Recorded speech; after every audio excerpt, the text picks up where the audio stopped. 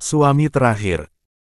Bab 6641 Bab 6645 Bab 6641. Meskipun apa yang terjadi barusan sangat menjengkelkan, tetapi bagaimanapun juga, ini adalah kota awan cerah, dan tidak baik baginya untuk mendesak penguasa kota dengan tergesa-gesa. Anda melihat Daryl membantu penguasa kota untuk berbicara saat ini, King Yu menghentakkan kakinya dengan cemas, dan akhirnya duduk kembali di kursinya. Raja Shaoyang cerdas. Melihat bahwa Daryl pertama kali meminta penguasa kota untuk berurusan dengan bawahannya, dan sekarang dia menghibur, dia juga mengerti bahwa segala sesuatunya tidak sesederhana kelihatannya, dan segera berkata, "Baiklah, apa yang terjadi barusan sudah selesai." Mendengar ini, penguasa kota buru-buru membungkukkan tangannya kepada Raja Shaoyang. "Terima kasih, Yang Mulia, karena telah menjadi orang benar." Meskipun dia menguasai kota awan cerah, statusnya tidak sehormat Raja Shaoyang, jadi dia harus berbicara dengan hormat dan sopan. Raja Shaoyang mengangguk dan berkata sambil tersenyum, "Tuan kota tidak perlu terlalu sopan. Tidakkah kamu akan mengalahkan pasukan JBY kali ini? Kamu masih membutuhkan angkatan laut kota awan cerah." Mendengar kata-kata ini, penguasa kota sedikit rumit. Karena apa yang dikatakan Raja Shaoyang benar. Angkatan laut kota awan cerah terkenal di seluruh dunia, dan tak terkalahkan ketika bertarung di atas air. Dalam beberapa tahun terakhir, mereka telah memusnahkan pencuri air di dekat kota awan cerah, dan telah ada lebih dari selusin pertempuran tanpa satupun kekalahan. Dan meskipun JBY memiliki pasukan ratusan ribu, semua prajuritnya adalah orang utara, dan tidak ada dari mereka yang mengerti air. Masih belum diketahui siapa yang akan menang dan siapa yang kalah. Namun, Raja Shaoyang belum tahu bahwa penguasa kota di depannya diam-diam membuat aliansi dengan JBY. "Tuan kota." Pada saat ini, Daryl berdiri dan bertanya kepada penguasa kota. "Saya ingin bertanya, apakah penguasa kota mengenal Tobias, komandan pasukan terlarang?" Pada saat ini, Daryl memiliki beberapa antisipasi di matanya. Pada saat yang sama, Raja Shaoyang dan Ying Kuang juga memperhatikan penguasa kota. Tobias meninggalkan orang-orang Hu selangkah lebih awal dari Daryl. Masuk akal bahwa dia telah tiba sekarang, tetapi masih belum ada berita, jadi itu mengkhawatirkan. Pada saat ini, di hadapan pertanyaan Daryl, penguasa kota terkejut, dan kemudian mengangguk. "Tentu saja kami saling mengenal, dan Komandan Kane dan saya juga teman lama." Setelah mengatakan itu, penguasa kota menoleh dengan cepat, memikirkan tindakan balasan. Mendengar jawabannya, Daryl mengangguk, lalu menghela nafas dan berkata, "Komandan Kane dan aku sangat mengenal orang Hu." Beberapa menit kemudian, Daryl menjelaskan situasinya. Pada akhirnya, Daryl memandang penguasa kota dan berkata, "Sekarang setelah saya tiba di kota awan cerah, dan masih belum ada kabar dari Komandan Kane. Saya ingin bertanya kepada penguasa kota, apakah kota awan cerah telah menerima berita baru-baru ini?"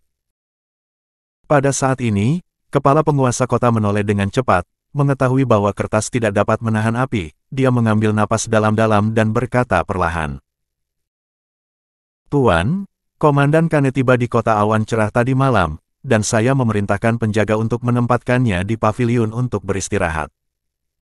Mendengar kata-kata ini, baik Daryl, Raja Shaoyang dan Ying Kuang langsung bersemangat. Detik berikutnya, Daryl memimpin dalam bereaksi, menatap penguasa kota dengan mata menyala. "Bagaimana keadaannya sekarang?" Penguasa kota menghela nafas dan berkata dengan munafik, "Sayangnya, Komandan Kane dibunuh tadi malam." Ketika para penjaga tiba, Komandan Kane kehabisan napas, dan si pembunuh juga melarikan diri. Setelah berbicara, penguasa kota menundukkan kepalanya dan berpura-pura sedih. "Apa?" Daryl terkejut, mengira dia salah dengar. "Apakah Tobias mati? Bagaimana ini bisa terjadi?" Pada saat yang sama, Raja Shaoyang dan Ying Kuang sama-sama terkejut dan tidak bisa mempercayai fakta ini. Anda harus tahu bahwa Tobias sangat kuat, dan tidak apa-apa untuk berjalan sendiri, dan hanya ada sedikit orang yang bisa membunuhnya. Kecuali, seseorang sengaja menyergap. Akhirnya, Ying Kuang juga pulih, dan memandang penguasa kota dengan sangat tidak senang. Mengapa kamu tidak segera melaporkan masalah ini? Dalam kata-katanya, dia tidak bisa menyembunyikan kemarahannya. Puff. Merasakan kemarahan Ying Kuang, penguasa kota buru-buru berlutut dan berkata dengan ketakutan. Yang mulia, tenang. Saya baru saja mendapat berita pagi ini, jadi saya bergegas untuk melaporkannya. Saya tidak berharap akan ditunda oleh urusan Tuan Daril. Melihatnya mengatakan ini, Ying Kuang merasa sangat marah, dan berkata dengan marah. Oke, bangunlah. Bab 6642. Raja Shaoyang di sebelahnya juga memiliki wajah muram, memikirkan sesuatu. Terima kasih, Yang Mulia. Tuan kota dengan cepat menyeka keringatnya, berdiri, dan tampak seperti dipenuhi dengan kemarahan yang benar, dan berkata dengan kejam. Saya telah mengirim seseorang untuk melacak keberadaan para pembunuh itu. Berani membunuh Komandan Kane benar-benar penuh kebencian dan tidak boleh dengan mudah dimaafkan. Ying Kuang mengangguk dan tidak mengatakan apa-apa. Pada saat ini, Daril menarik napas dalam-dalam, pulih dari kesedihannya, dan pikirannya berangsur-angsur menjadi tenang. Semakin dia memikirkannya, semakin ada yang tidak beres. Kemampuan Tobias untuk mencapai kota awan cerah dengan aman sepanjang jalan sudah cukup untuk membuktikan kekuatannya. Sesuatu pasti terjadi di pavilion. Dengan kekuatan Tobias, pembunuh biasa bukanlah lawan sama sekali, kecuali jika dia disergap. Memikirkan hal ini, Daril bertanya. Di mana tubuh Komandan Kane? Ketika bertanya, Daril sangat cemas. Tobias membawa surat perjanjian yang ditulis oleh Ratu Karissa di tubuhnya. Tidak masalah jika surat perjanjian itu hilang, tetapi jika itu jatuh ke tangan Jibeye dan membuatnya siap sebelumnya, itu akan merepotkan. Di mana tubuh Komandan Kane sekarang? Pada saat ini, Raja Shaoyang tidak bisa menahan diri untuk bertanya. Penguasa kota dengan cepat menjawab. Itu ada di halaman belakang rumah saya. Pada saat ini, Daril dengan cepat berdiri dan bertanya. Apakah ada yang menggerakkan tubuh? Saya harap surat perjanjiannya tidak hilang. Tidak. Tuan kota menggelengkan kepalanya, tampak sangat yakin. Saya secara khusus menginstruksikan pada waktu itu untuk tidak memindahkan tubuh Komandan Kane sesuka hati, dan orang-orang di bawah tidak memiliki keberanian. Ketika berbicara, Tuan kota tampak tulus, tetapi mencibir diam-diam di dalam hatinya. Daril ini pasti khawatir tentang surat perjanjian, tapi sayangnya, surat perjanjian telah dikirim ke Jibeye oleh saya, dan sekarang saya hanya perlu berpura-pura tidak tahu. Cepat. Daril tidak punya waktu untuk memikirkannya, dan dengan cepat berkata. Bawa kami ke sana. Raja Shaoyang dan Ying Kuang juga segera berdiri. Tuan kota menjawab, memimpin di depan, meninggalkan istana, dan pergi ke halaman belakang rumah Tuan kota. Pada saat ini, melihat pemandangan di depannya, meskipun Daril siap secara mental, dia masih tertegun, dan kemudian kemarahannya meningkat. Dia melihat bahwa mayat Tobias ditempatkan sementara di paviliun di halaman belakang. Meskipun ditutupi dengan kain putih, darah yang merembes sepenuhnya menembus kain putih, dan lengan yang terbuka penuh dengan luka tusukan. Tidak terbayangkan betapa tragisnya penderitaan Tobias saat itu. Pada saat ini, Raja Shaoyang juga sangat marah, dan berkata dengan keras. Pembunuh yang keji, setelah mereka tertangkap, mereka harus ditebas dengan 1000 pedang. Daril tidak berbicara, tetapi berjalan perlahan, mengangkat kain putih, dan memeriksa tubuh Tobias. Sial. Setelah memeriksanya, wajah Daril menjadi semakin sulit untuk dilihat. Pada saat ini, tubuh Tobias kosong, dan surat perjanjian telah menghilang. Melihat ekspresi Daril, Ying Kuang mau tidak mau bertanya. Bagaimana? Daril menggelengkan kepalanya dan berkata. Surat itu hilang. Mendengar ini, Raja Shaoyang dan Ying Kuang saling memandang, dan keduanya menyadari pada saat ini bahwa masalah ini tidak sederhana. Tuan Daril. Pada saat ini, penguasa kota mengambil langkah maju dan bertanya pada Daril dengan sadar. Apa yang kamu bicarakan? Saat dia bertanya, dia mencibir di dalam hatinya. Hahaha. Daril ini masih ingin menemukan surat perjanjian. Apa yang kamu impikan? Daril meliriknya dan berkata dengan ringan. Hal yang sangat penting. Pada saat ini, Daril sudah mulai meragukan penguasa kota, jadi dia sengaja tidak mengatakan apa-apa saat ini, hanya untuk melihat reaksinya.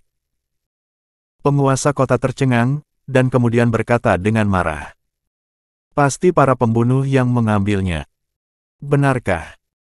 Daril terkekeh dan menatap penguasa kota dengan rumit. Bagaimana Anda tahu bahwa itu diambil oleh seorang pembunuh?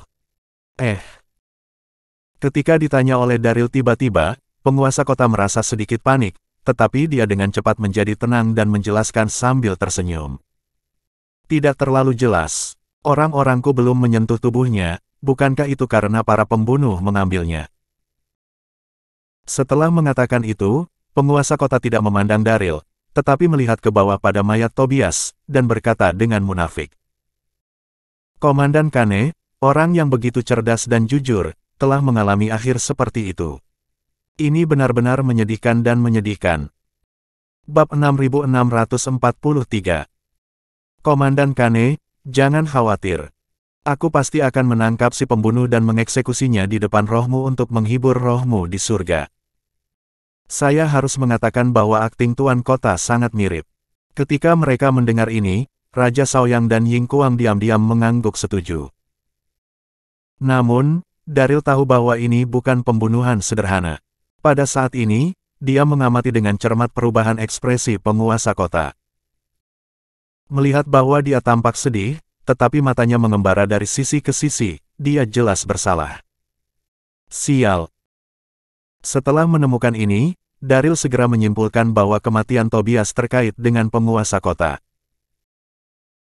Untuk sementara waktu, Daril mengepalkan tinjunya diam-diam, dan ingin segera melakukannya dan membunuh penguasa kota itu sendiri, tetapi mengingat situasi di depannya, dia masih menahan diri. Bagaimanapun, ini adalah kota awan cerah, dan mereka semua berasal dari sisi lain, benar-benar tidak baik baginya untuk bertarung. Lebih penting lagi, keselamatan Raja Shaoyang dan Kaisar Kecil juga harus diperhatikan.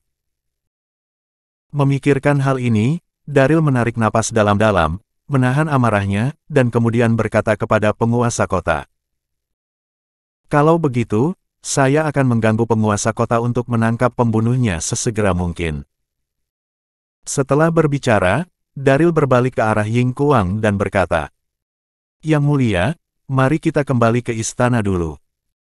Ying Kuang mengangguk dan berkata kepada penguasa kota, kuburkan Komandan Kane dengan benar. Setelah berbicara, dia kembali ke istana bersama Daril. Baik, Yang mulia. Tuan kota berdiri di sana, berteriak dengan hormat, dan melihat Ying Kuang dan Daril pergi, senyum tiba-tiba muncul di wajahnya. Hahaha. Rumor mengatakan bahwa Daril banyak akal dan menggunakan pasukannya seperti dewa, yang langka dalam satu abad, sekarang tampaknya tidak lebih dari itu. Di sisi lain, di kem utara sungai, Nenek Safflower dan beberapa pembunuh bertarung sengit dengan Ji Beiye selama beberapa jam. Selama periode ini, Ji Beiye ingin memobilisasi tentara dan membentuk barisan untuk membunuh Nenek Safflower. Namun, Nenek Safflower dan beberapa pembunuh sangat kuat, dan beberapa kali para prajurit diburu oleh mereka segera setelah mereka membentuk formasi. Ketika hampir fajar, Nenek Safflower berhenti berkelahi, dan menyapa beberapa pembunuh untuk pergi, meninggalkan kekacauan. Menghadapi kekacauan itu, Ji Beiye sangat marah, dan segera memerintahkan para prajurit untuk membersihkan medan perang. Kemudian, Ji Beiye memikirkan sesuatu, dan menginstruksikan para prajurit di sekitarnya. Baru saja, Nenek Safflower mengatakan bahwa dia ingin saya menyerahkan seseorang, siapa orang itu? Bagaimana dia memprovokasi pihak lain? Ini. Mendengar pertanyaan itu, para jenderal yang hadir saling memandang, semuanya tampak bingung. Detik berikutnya, seorang prajurit tidak bisa tidak berkata. Melaporkan kepada jenderal. Setelah orang itu memasuki camp, dia tidak pernah muncul lagi, dan hari itu gelap, dan tidak ada yang melihat penampilannya. Sial. Mendengar ini, Ji Beye memarahi diam-diam, hampir meledak karena marah, dan memarahi. Sampah. Kalian semua sampah. Terjadi perkelahian yang tidak dapat dijelaskan, dan sekarang saya bahkan tidak tahu siapa penggagasnya, dan sulit bagi siapapun untuk tenang. Cepat cari. Dalam kemarahan, Ji Beye hampir meraung. Seluruh camp berada di bawah darurat militer. Bahkan jika Anda menggali 3 kaki di tanah, Anda harus menemukan orang itu untuk saya. Ya, Jenderal. Mendengar perintah itu, para prajurit yang hadir menjawab serempak, dan kemudian mulai dengan hati-hati mencari di camp. Ji Beye pergi ke tenda komandan dengan marah. Jenderal, seseorang meminta untuk bertemu denganmu. Begitu dia duduk, seorang prajurit berteriak dari luar tenda. Ji Beye dalam suasana hati yang buruk pada awalnya, dan ketika dia mendengar seseorang mengganggu, dia langsung mengutuk. Tolong lihat kentut dan biarkan dia keluar. Jenderal. Prajurit itu berdiri di luar akun dan berkata dengan sangat gelisah. Ini dari kota awan cerah. Mendengar bahwa itu dari kota awan cerah, Ji Beye segera menjadi tenang, mengambil napas dalam-dalam dan berkata. Biarkan dia masuk. Ya, Jenderal. Setelah lebih dari 10 detik, seorang pria berpakaian kasual masuk dan berkata kepada Ji Beye. Saya telah melihat Jenderal, dan penguasa kota kami secara khusus meminta saya untuk mengirim surat rahasia, mengatakan bahwa itu sangat penting. Dengan mengatakan itu, pria itu dengan hormat menyerahkan surat rahasia itu kepada Ji Beye. Apakah itu penting? Mendengar ini, Ji Beye mengerutkan kening, mengambil surat rahasia dan berkata sambil tersenyum. Oke, kamu sudah bekerja keras. Dapatkan hadiah dari tenda. Terima kasih, Jenderal. Pria itu berterima kasih dan berbalik dan berjalan keluar dari tenda. Begitu kaki depannya pergi, Ji Beye membuka surat rahasia itu, dan setelah membaca isinya, dia sangat gembira. Hahaha, penguasa kota ini memiliki beberapa keterampilan, dan menyingkirkan Tobias. Bagus, sangat bagus. Bab 6644. Omong-omong, Ji Beye telah bertarung melawan Tobias sebelumnya, dan lawannya sangat kuat. Sekarang dia mengetahui bahwa Tobias sudah mati, mengapa dia tidak bahagia? Oh. Tapi melihat konten di baliknya, Ji Beye diam-diam mengerutkan kening. Apa yang terjadi? Nuliha sudah mati, dan orang Hu telah mengganti ratu baru. Selain itu, dia juga menulis perjanjian dengan kaisar kecil. Sambil bergumam, Ji Beye membuka surat perjanjian, dan setelah membacanya, wajahnya tiba-tiba berubah. Oh. Jika orang Hu bersatu dengan kaisar kecil, bukankah mereka akan menjadi musuh di belakang? Namun, setelah beberapa saat gugup, Ji Beye menjadi tenang dengan cepat. Perjanjian belum tiba di tangan kaisar kecil, dan saya masih punya cukup waktu untuk bersiap. Selama saya menerobos kota awan cerah sesegera mungkin, dan menangkap kaisar kecil dan Raja Sao yang hidup-hidup, perjanjian omong kosong apapun adalah omong kosong. Di sisi lain, kota awan cerah, di istana. Daril, Raja Saoyang, dan Ying Kuang kembali ke aula utama. Begitu mereka duduk, Ying Kuang tidak bisa menahan nafas, dan berkata dengan menyesal. Komandan Kane dibunuh, dan kami memiliki satu jenderal yang kurang di sini. Setelah mengatakan itu, Ying Kuang memandang Daril. Tuan Daril, menurut Anda, apakah pembunuh itu dikirim oleh Ji Beye? Daril menarik napas dalam-dalam, merenung, dan berkata. Ini pasti ada hubungannya dengan Ji Beye, dan masalah ini bukan hanya tentang Ji Beye, penguasa kota mungkin ada hubungannya. Apa? Mendengar ini, ekspresi Ying Kuang dan Raja Sao yang berubah. Apakah ada hubungannya dengan wali kota? Detik berikutnya, Raja Shaoyang bereaksi dan menatap Daryl dari dekat. Maksud Tuan adalah bahwa penguasa kota dan... Sebelum dia selesai berbicara, Daryl tidak menyela. Sebelum saya datang ke kota awan cerah tadi malam, saya sengaja menyelinap ke Camp Jibeye di malam hari, dan saya menemukan bahwa penguasa kota mengirim seseorang untuk meminta Jibeye untuk membahas kerjasama. Kemudian, Daryl mengatakan apa yang dia lihat dan dengar tadi malam. Mengetahui berita ini, wajah Ying Kuang berubah, dan dia berkata dengan marah. Bajingan ini. Keluarga kerajaanku tidak memperlakukannya dengan buruk, tetapi dia sebenarnya mengkhianatiku dan mencoba berkomplot dengan pengkhianat Jibeye. Ini benar-benar keji. Raja Shaoyang juga sangat marah sehingga dia menepuk meja dan berdiri, dan berkata kepada Daryl. Karena Anda tahu bahwa dia adalah pengkhianat, mengapa Anda tidak memberitahuku barusan? Semakin Raja Shaoyang memikirkannya, semakin marah dia, saya akan membawa seseorang untuk membasmi pengkhianat ini sekarang. Ketika kata terakhir jatuh, Raja Shaoyang mengepalkan pedangnya erat-erat dan hendak mengumpulkan orang-orang untuk pergi ke istana Tuan Kota. Yang mulia. Melihat situasi ini, Daryl dengan cepat menghentikannya dan dengan sabar membujuk. Jangan gegabah. Ini adalah kota awan cerah. Apakah itu angkatan laut atau pembela di kota? Mereka semua dari sisi lain. Dan pasukan yang dibawa oleh Tuan dari Kizu hanya beberapa ribu orang.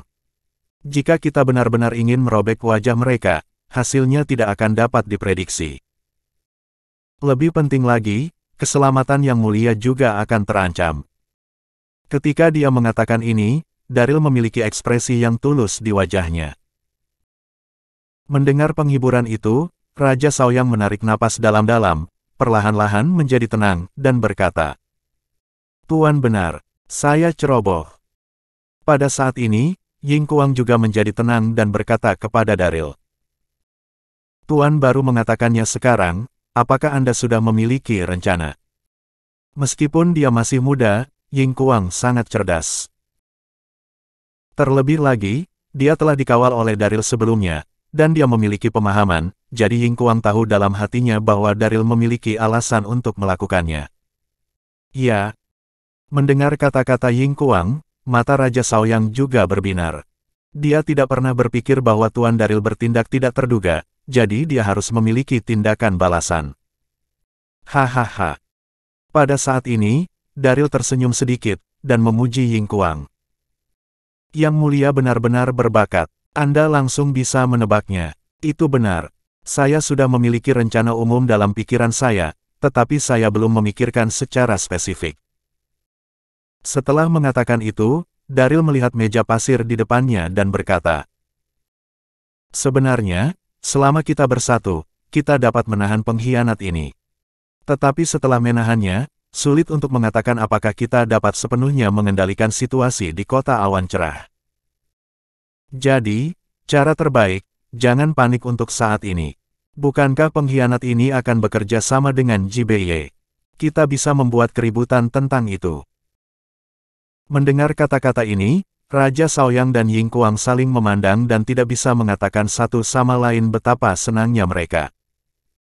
Benar saja, Daryl ada di sini, tidak perlu khawatir tentang kesulitan besar.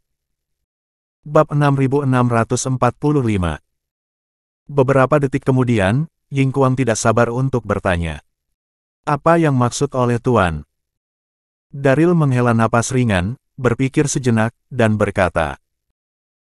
Yang mulia memanggilnya sebentar lagi dan memerintahkannya untuk mengambil inisiatif menyerang Kam Jiangbei besok dan melihat bagaimana reaksinya.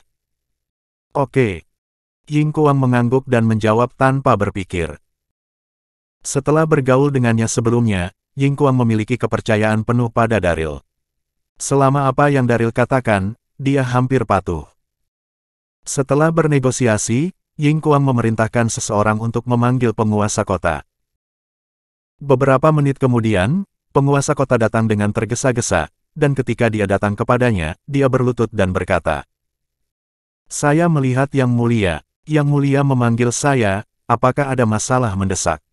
Ekspresinya tulus dan loyal. Melihat penguasa kota, Ying Kuang tidak bisa menyembunyikan kemarahannya, tetapi dia akhirnya menahan diri. Saya bertanya kepada Anda. Pada saat ini, wajah Ying Kuang tidak berfluktuasi sama sekali, dan dia bertanya. Bagaimana persiapan pemakaman Komandan Kane? Penguasa kota menjawab. Semuanya sudah siap dan tunggu dimakamkan. Ying Kuang mengangguk, dan kemudian langsung ke intinya. Dalam beberapa hari terakhir, saya telah melihat para angkatan laut di tepi sungai, mereka telah berlatih, dan mereka seharusnya hampir siap. Benar. Tuan kota menjawab dengan hati-hati. Pada saat ada musuh, para prajurit tidak berani mengendur, dan mereka meningkatkan pelatihan mereka setiap hari, menunggu untuk berperang dan membunuh musuh sesegera mungkin. Dia berkata begitu, tetapi hatinya diam-diam bergumam. Aneh, mengapa kaisar kecil tiba-tiba menanyakan ini? Sangat bagus. Tepat ketika penguasa kota bergumam diam-diam, Ying Kuang berkata perlahan.